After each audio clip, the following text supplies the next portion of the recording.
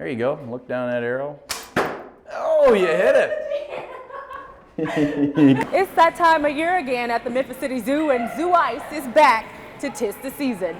It appears the Ole Miss Rebels are headed back to the Cotton Bowl for a second straight year, and for the third time in the past 7 years. One of the many advantages of having the tournament here is that FedEx Forum is located right next to Beale Street, where fans can come to celebrate their team's victory or drown in their sorrows. New information tonight in the fight over school consolidation. All sides in the lawsuit are heading to court tomorrow afternoon for a hearing.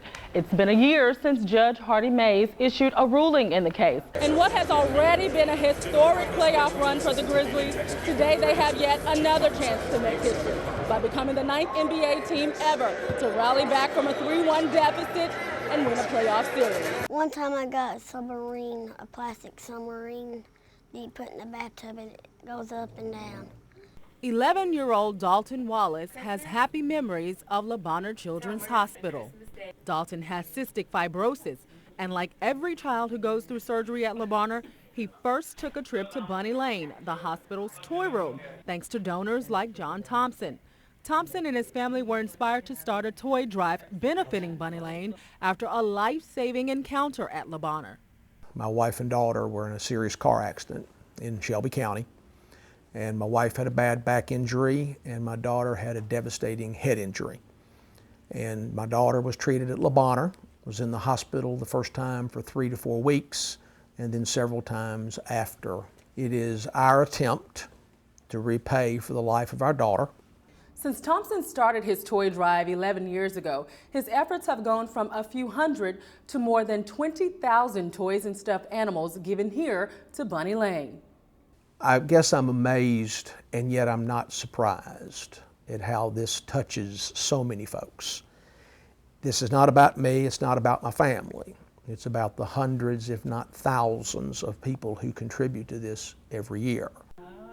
But it's mostly about giving a child a happy moment when they are facing a life-threatening situation.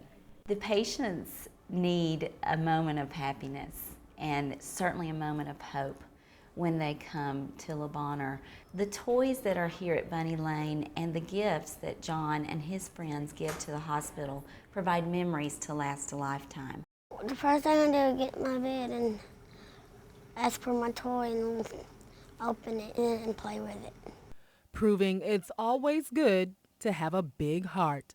Tia Townsend, WREG News Channel 3. These are the hands Melrose receiver Darius Poole uses to catch touchdowns on Friday nights. But underneath the gloves, Darius's hands are a constant reminder of a tragedy that touched many lives. Last August, Darius lost 7 family members, including his mother and 4 siblings, in one of the deadliest fires in Memphis history.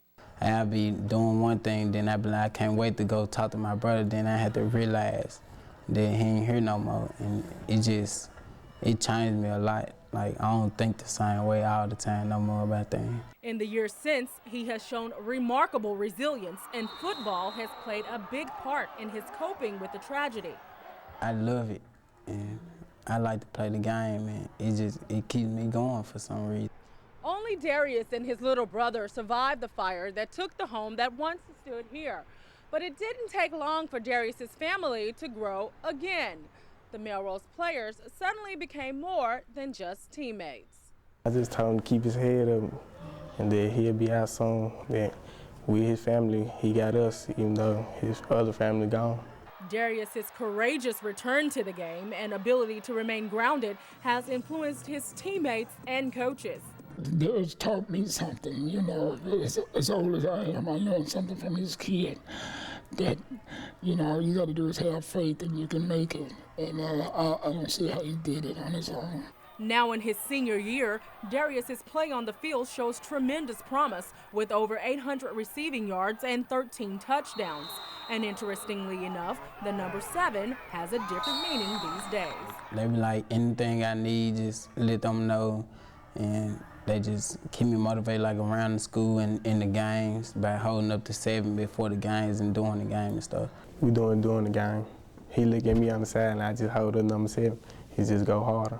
represent the 7 people who died in the fire.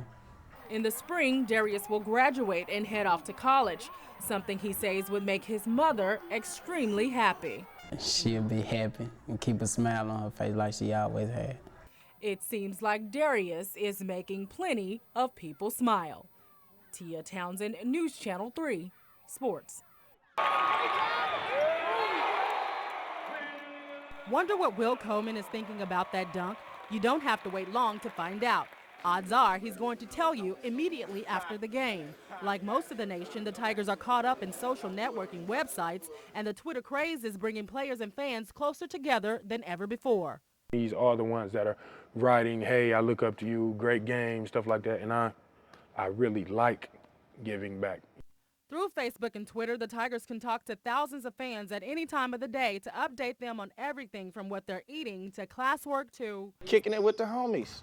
And then we'll state, you know what I mean, state the names, just kicking it, chillaxing with the fellas. In fact, the players have started a competition to see who gets the most friends and followers, sort of in your Facebook.